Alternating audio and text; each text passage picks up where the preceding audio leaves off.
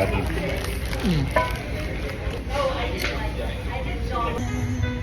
Nothing but a heartache. Hello mga sisi, another day, another dollar. Walang iya to sa Steven. Binibusinahan ako, sabi ko, walang iya ka. Nag-video ako. Dahil nga day off ko ngayong araw, at tinamad na siya magluto ko anong kakainin for lunch. Nauwi kami dito sa Whataburger. Kasi gusto niyo kumain ng burger. Ako, since hindi naman ako mahilig sa burger mga sisi, chicken sandwich lagi ang ino-order ko.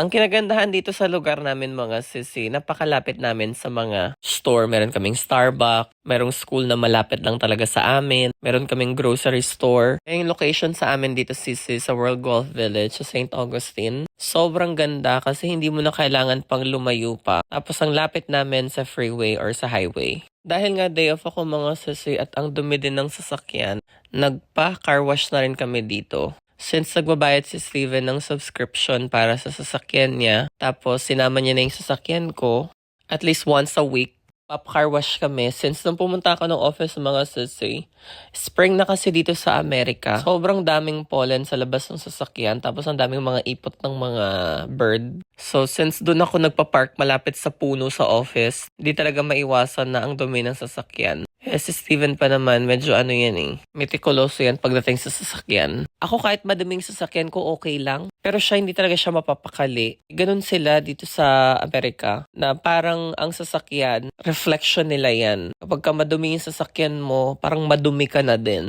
Ako wala ko masyadong ganyan. Basta ako, maayos yung sasakyan ko, nakakapag-drive ako, okay na ako dun. Pero si Steven hindi.